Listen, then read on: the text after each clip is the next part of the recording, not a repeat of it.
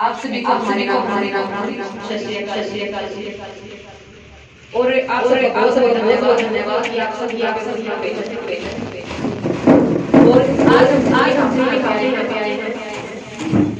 उसका मेन मकसद है जो हमारी योजना है उसके अंतर्गत उससे पहले कदम उठाए जाएंगे और सरकार क्या क्या इस पे जो किसान भाइयों के लिए क्या क्या प्रोवाइड करवा रही है वो सब हम आपको यहाँ पे बताएंगे। लाइट का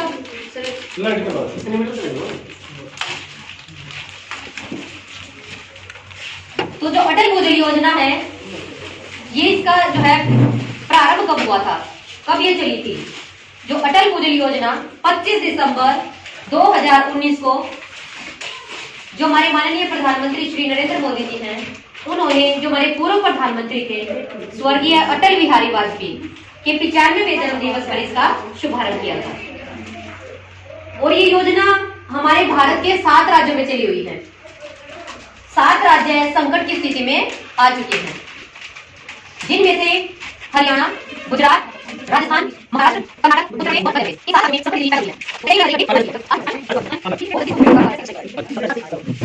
और हमारे पास 7 राज्य हैं और 78 जिले और 193 ब्लॉक और 8350 जो है हमारी ग्राम पंचायत इसमें शामिल है।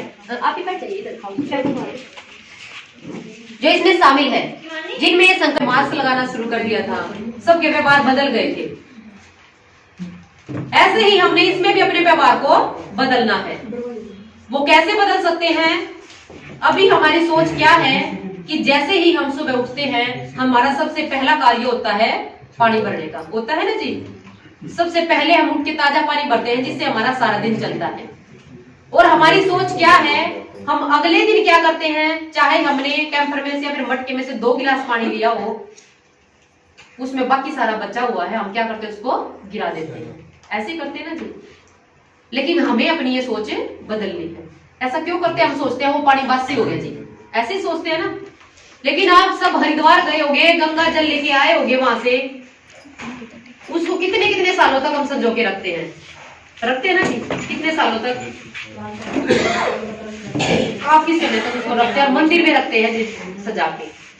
क्यों रखते हैं? क्योंकि हम उसको क्या सोचते हैं कि वो पवित्र है, वो शुद्ध है।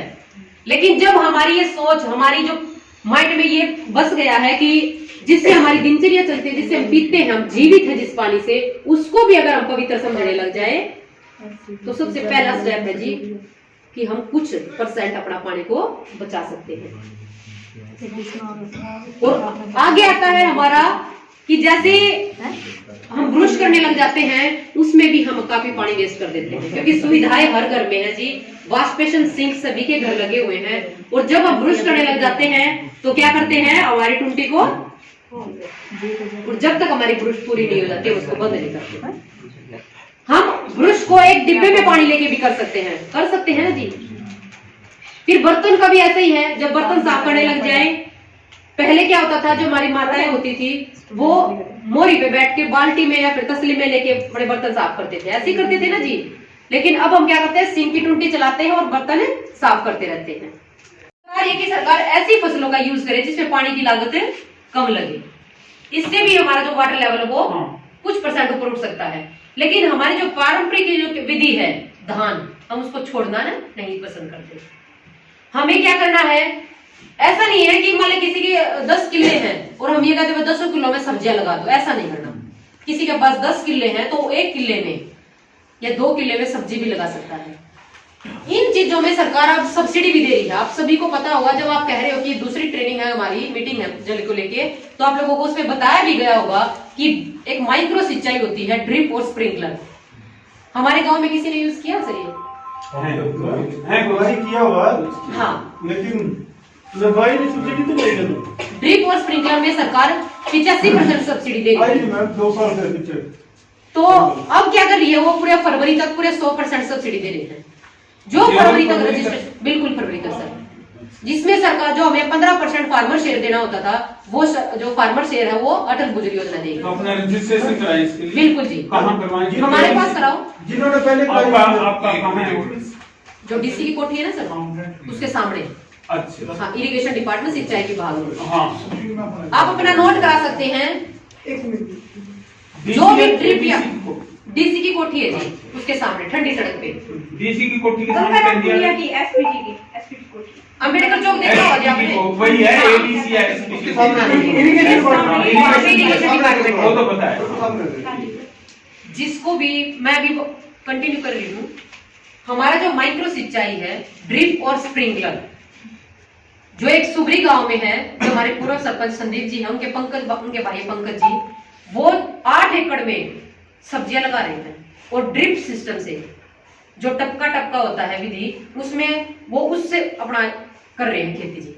और इसमें हमारा 50% पानी की लागत कम लगती है सर। इसमें सरकारें पहले 85% दे रही थी, फरवरी तक जो रजिस्ट्रेशन होंगे उसमें 100% सब्सिडी है। कोई भी अगर लगवाना चाहता तो अभी नाम नोट करा सकता है। कौन सी फॉर्मेलिटीज चाहिए? सबसे पहले आप लोगों को अपना नाम दर्ज कराना है, फिर हम बताएंगे आप लोगों को क्या क्या डॉक्यूमेंट चाहिए, वो डॉक्यूमेंट आप हमें दोगे। अभी बता दो ना प्लीज। बिल्कुल बता देंगे सर। अभी। सबसे पहले है जमाबंदी। यही होता है ना, पता क्या है, हाँ सर, जैसे भाई जमाबंदी में क्या है, पटवारी मनवाना 15 उसके लिए हम बताते हैं आपको। हाँ। जो हमारे एडीसी ऑफिसर है राजीव कुमार शर्मा जी, हाँ। उनका नंबर मैं दूंगी आपको।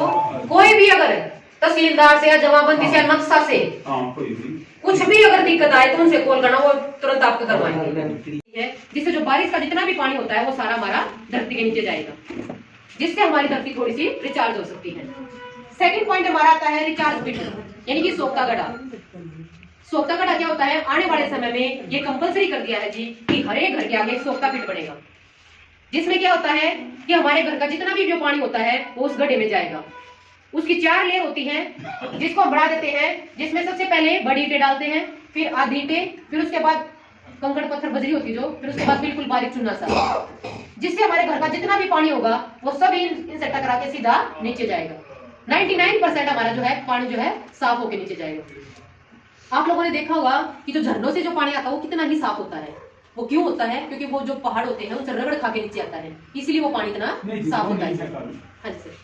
उसमें तो चलो वाटर जैसे रगड़ खा के आएगा, कोई कोई मिनरल्स जो है यूज में देंगे, क्योंकि सबसे साफ जल जो है ना वो वर्षा का जल होता है, वर्षा का तो इसलिए वो प्योरेस्ट फॉर्म ऑफ वाटर। उसके बारे में बताएंगे सर एक। हाँ नहीं होता। आगे आता है हमारा, मैं अब इस पे थोड़ा सा एक बिल्कुल सर आपके बात सुझाव कहना लिए जाएंगे। चाहूंगा हाँ जी, कि घर की तो आपने बोल दी, सबसे ज्यादा इंपॉर्टेंट जो है हमारा क्या होता है, जैसे रेन होती है, बिल्कुल सर। पहले पेड़ पौधे होते थे, रेजिस्ट करते थे वाटर फ्लो को, अब रेजिस्टेंस खत्म हो गया, जैसे ही बारिश आई है हमने बताया कि हमारा जो है 97% भाग जो है पानी से गिरा हुआ है, एक 3% पानी ही हमारा जो है पीने लायक बचा हुआ है, और उसको भी हम क्या कर रहे हैं, दूषित कर रहे हैं। आगे इससे बताते हैं कि जो हमारी जो सरकार है वो क्या क्या हरियाणा की भूजल की स्थिति तेजी से घट रहे भूजल को बचाने के लिए सहयोग करे, वो कैसे सहयोग कर सकते हैं। हमने बताया कि ये स्थिति हमारे हरियाणा के 14 जिलों में चली हुई है। 14 जिलों में संकट की स्थिति पैदा हो चुकी है। अटल भूजल योजना चलाई जा रही है, जिसके अंतर्गत कार्य किए जा रहे हैं। अब मैं आपको बताती हूँ कार्य क्या क्या किए जा रहे हैं। सबसे पहला है समुदाय स्तर पर जागरूकता, जो भी हम ये कर रहे हैं। हमारा ये समुदाय बना है, हम सब जल से रिलेटेड यहाँ पे बात कर रहे हैं, लोगों को जागरूक कर रहे हैं। देखिए मैं पहले बता रही हूँ कि आप सबको पता है कि पानी को कैसे बचाना है, सब जानते हैं जी, लेकिन उसको इम्प्लीमेंट करना बहुत कम समझते हैं जी, क्योंकि अभी हम सोचते हैं हमारे पास बहुत मात्रा में पानी है, और राजस्थान में मीलों मीलों दूर चल के महिलाएं जो है पानी टोकरियों से लेके आती हैं। ये स्थिति हमारे हरियाणा में भी है, रेवाड़ी है, भिवानी है, उनमें भी ये स्थिति पैदा हो चुकी है। वो भी मीलों मीलों दूर जाके पानी लेके आती हैं। और मैं फिर कहती हूँ, हम हरियाणा में बैठे, हम एक हिसाब से स्वर्ग में ही बैठे हैं। दूसरे नंबर पे आता है वर्षा मापन यंत्र। ये क्या होता है? ये होता है रेन गेज सिस्टम, जो हमारे स्कूल में या फिर आंगनबाड़ी में लगा दिया जाता है, जिससे हमें क्या पता लगता है कि हमारे गांव में कितने mm बारिश हुई है। अभी तो हम बारिश का तो कोई नोट नहीं करते जी, जितनी मर्जी हुई पानी नालियों में चला गया। लेकिन जो ये वर्षा मापन यंत्र है, ये स्कूल में आंगनबाड़ी की छत पे लगता है। पहले ये डिस्ट्रिक्ट लेवल या स्टेट लेवल पे लगता था जी, लेकिन अब ये सरकार ने हर एक ग्राम पंचायत में लगा दिए हैं, क्योंकि हम सब जानते हैं अगर करनाल में बारिश हो रही है तो ये पॉसिबल नहीं है कि हमारे सलारू गांव में भी बारिश हो रही होगी। क्या ये पॉसिबल है सर? ये पॉसिबल नहीं है। इसलिए सरकार ने ये हर एक ग्राम पंचायत के लिए लगा दिए गए हैं। अगर आज हमारे गांव में बारिश हुई है तो अगले दिन हमारे डिपार्टमेंट से आएंगे और वो उसकी रीडिंग चेक करेंगे कि हमारे गांव में कितने mm में बारिश हुई है। फिर आता है जल प्रवाह मापन यंत्र। ये होता है वाटर फ्लो मीटर, जो हमारे किसान भाइयों के ट्यूबवेल पे लगता है। अभी हम क्या करते हैं, खुला पानी देते हैं जी, ऐसे ही करते हैं ना। लेकिन ये फ्लो मीटर ऐसा होता है कि हमें ये पता करेगा कि हमें झीली में कितना पानी देना है, ये जो है पानी मुहैया करा दे। हमारे देश की जो सरकार है वो लोगों को जागरूक कर सकती है, क्योंकि आप सभी जानते हैं हमारा देश चीन के बाद दूसरे नंबर पे जनसंख्या में है जी, वर्ल्ड में। हमारे 150 करोड़ की आबादी है और 150 करोड़ की आबादी को पानी मुहैया कराना, अगर सरकार पानी मुहैया कराने लग जाए तो और जो हमारी अर्थव्यवस्था है वो बिल्कुल गड़बड़ा जाएगी। तो हमें इससे आगे आता है कि जो हमारी जो वाटर लेवल है उसमें आप देख सकते हैं कि देश में भूजल कम होते जा रहे हैं, स्थिति चिंताजनक है। हमारा 54% भाग जो है रेड जोन में यानी कि संकट की स्थिति में आ चुका है। वो राज्य मैंने आपको बताया कि 7 राज्यों में ये स्थिति पैदा हो चुकी है। जो ये रेड दिख रहा है आपको, इनमें जो संकट की स्थिति पैदा हो चुकी है। आगे है, आप देख सकते हैं 3 तरह के कुएं दिखाए गए हैं जी। सबसे पहला जो कुआं देख सकते हैं आप, इसमें बिल्कुल ऊपर ही पानी है। आप सब में कोई किसी ने पानी निकाला होगा कुएं से, देखो हमें तो निकाला नहीं जी, लेकिन हमने सुना है कि हमारी जो माता है, जो दादी थी, हमारी नानी तो कहती थी कि इतना पानी होता था कुएं में कि ऐसे ही डिब्बे से निकाल लेते थे। तो आप देख सकते हैं जो दूसरे तरह का कुआं है उसमें 4-5 रस्सियां डल गई हैं, लेकिन वाटर लेवल है जो कुएं का जो पानी है वो नीचे जाता जा रहा है। तीसरे तरह के कुएं में है कि सारा गांव ही कुएं के चोर से झुमड़ गया, लेकिन पानी नहीं मिला, क्योंकि हमारे कुएं क्या गए, सूख गए। क्यों सूख गए? क्योंकि हमने नलके वगैरह लगा दिए, फिर हमने जेट पंप वगैरह लगवा दिए, फिर भी सबर नहीं आया। किसी ने एक ने सबमर्सिबल लगा लिया तो वो सोचता है कि भाई उसके सबमर्सिबल में तो बहुत ही तेजी से पानी आता है और हमारे जेट पंप में तो कम पानी आता है। तो सभी ने क्या कर दिया, सबमर्सिबल लगाने शुरू कर दिए। मैं आपसे ही पूछती हूँ, क्या पहले हर एक के खेत में सबमर्सिबल होता था जी? होता था ऐसे? लेकिन अब आप देख सकते हैं, आप सबको ही पता है कि हर एक के खेत में सबमर्सिबल वगैरह लगे हुए हैं और हमने इस धरती माँ के सीने से छेद ही छेद किए हैं। इसको कभी ये नहीं सोचा कि हम इससे पानी निकाल रहे हैं। आप लोग देख सकते हैं हमने 1000 लीटर की टंकी रखी है अपने घर में फॉर एग्जाम्पल। अगर हर एक दिन हम उसे नहीं भरेंगे, बस पानी निकालेंगे तो एक दिन वो खाली होगी जी, खाली तो होगी ना वो, अगर उसे नहीं भरेंगे तो। ऐसे ही धरती है, अगर हम इसे ऐसे निकालते रहेंगे तो एक दिन ये खाली हो जाएगी। आप लोग राजस्थान गुजरात गए होंगे, वहां की कंडीशन देख लीजिए कैसी है। हम तो एक हिसाब से स्वर्ग में बैठे हैं जी। इसी बीच में 2 पंक्तियां सुनाऊंगी कि पानी की हर बूंद को है बचाना, पानी की हर बूंद को है बचाना, अपनी धरती को है स्वर्ग बनाना। और हमारी धरती तभी स्वर्ग है जब इस धरती के नीचे पानी है। उसको दूषित भी हम ही करते हैं और उसको बचा भी हम ही सकते हैं। फिर क्या करते हैं, एक और तरह से हम पानी को दूषित कर रहे हैं, गोबर को नालियों में बहा करते हैं जैसे, क्योंकि हम क्या करते हैं, हमारे पास पर्याप्त मात्रा में पानी है और इस पानी की कीमत को हम तभी समझेंगे जब ये हमारे हाथ से निकल जाएगी। कुछ भी चीज है जी, जब वो हमसे दूर हो जाती है हम उसकी कीमत को तभी समझते हैं। जब तक वो हमारे पास होती है तब तक उसकी कीमत को हम नहीं समझते। तो सरकार जो जोर दे रही है, भाई सोचो, आप लोग जागरूक हो, क्योंकि हमारे पास जितना भी पानी है उसे बचाना है, ना कि उसे दूषित करना है। एक ये कार्य और मत कीजिए, ये रिक्वेस्ट समझ लो हमारी, कि अपने गोबर को नालियों में ना बहाओ।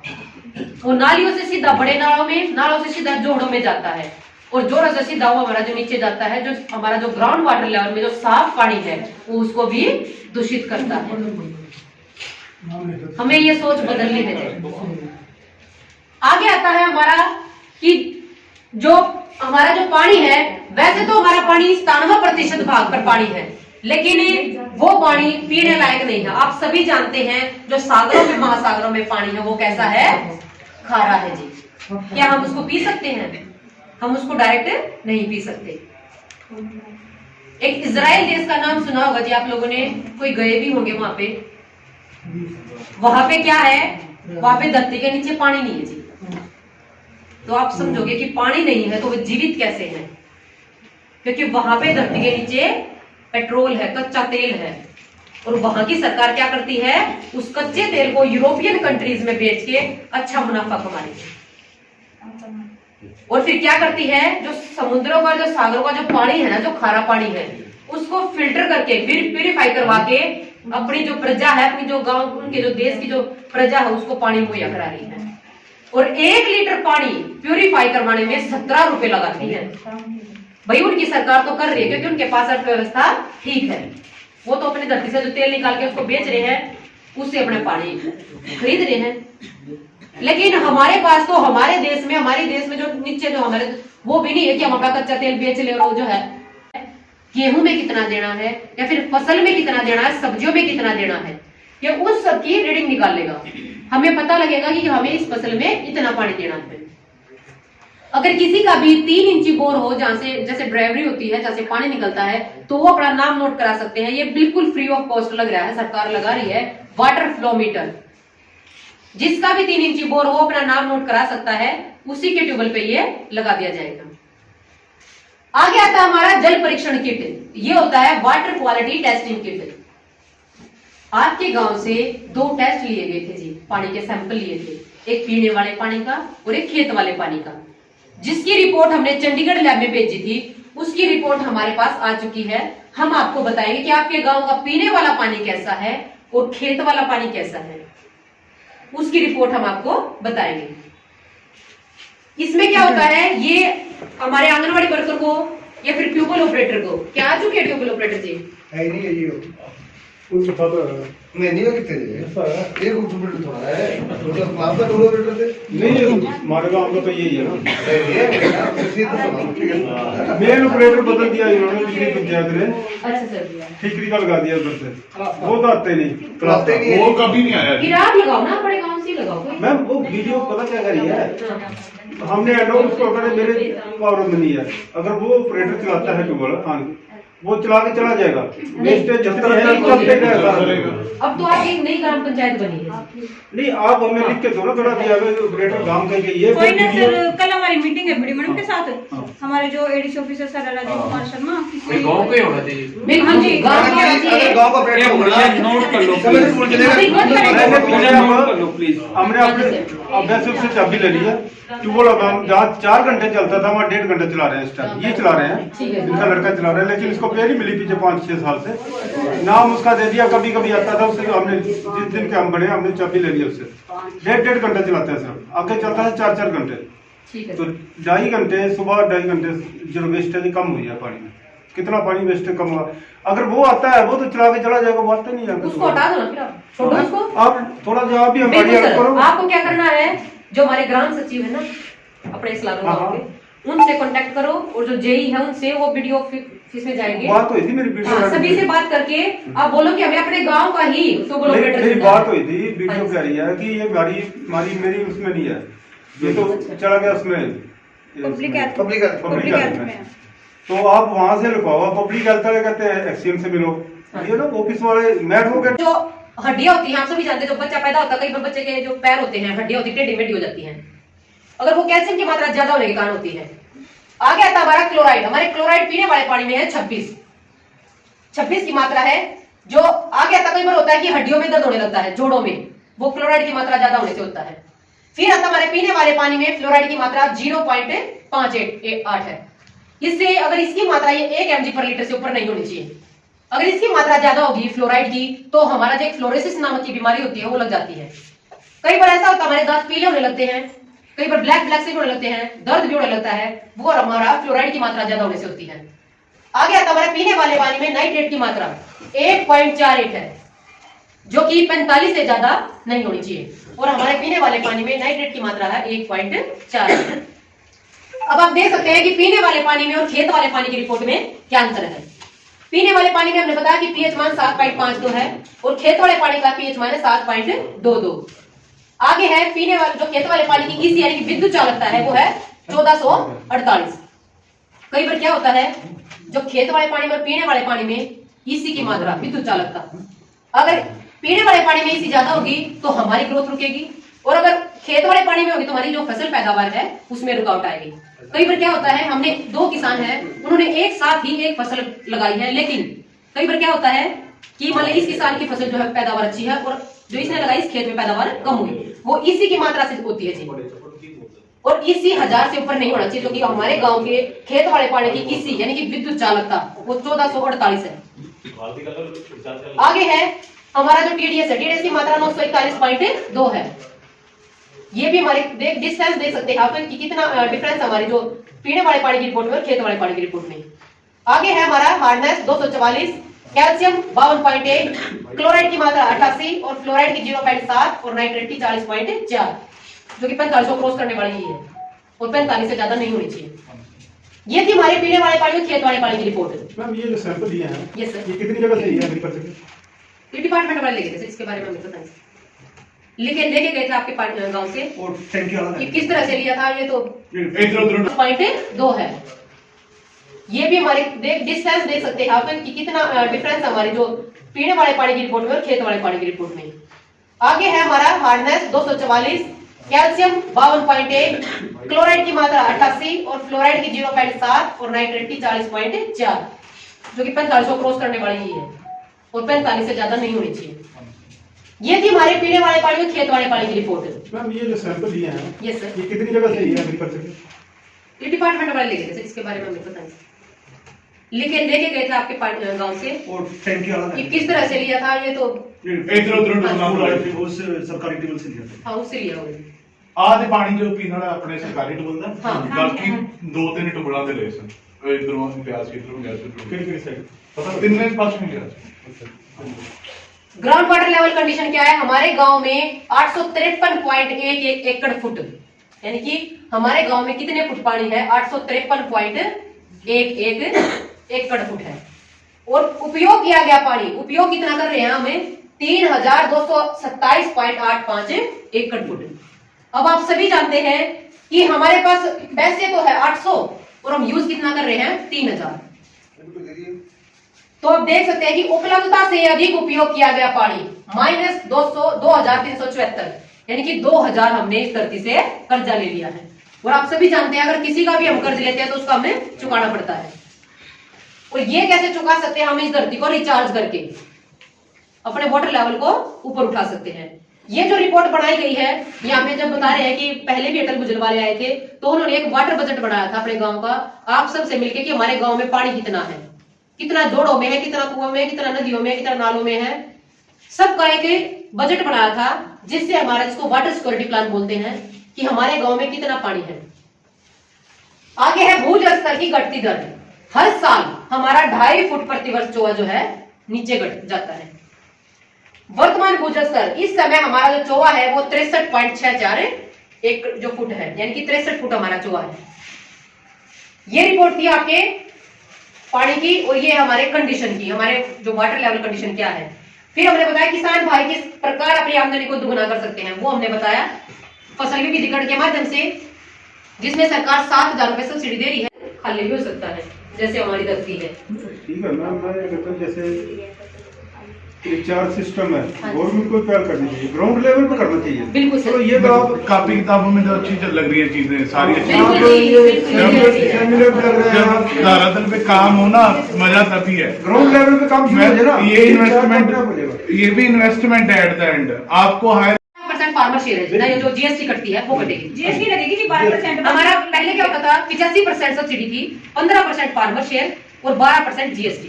अब सरकार ने फरवरी तक 15% जो फार्मर शेयर है वो काट दिया गया है, वो अटल भुजल योजना देगी। बस किसान को क्या देना है, 12% जीएसटी देनी है। उसके लिए मैं आप लोगों को डॉक्यूमेंट बता दूंगी क्या क्या उसके लिए डॉक्यूमेंट चाहिए, आप नोट भी कर सकते हैं। सबसे पहले इसमें आगे बताते हैं, फिर आता है हमारा DSR, इसमें होंगे प्रिंटर जी निकाल देते हैं। सब नोट करना चाहते हो नोट कर सकते हैं। सबसे पहले जमाबंदी, बिल्कुल सर, सेकंड मैं सारे बता दूंगी आपको। हाँ। फोटो चाहिए, इसमें नक्शा चाहिए, मैं अच्छी तरह बता के आपको नोट करवा दूंगी। इस बीच में अपनी वाणी को विराम देते हुए हमारे साथी परवीना जी को इनवाइट करूंगी कि वो आए और आप सबको 2 शब्द दें। धन्यवाद जी।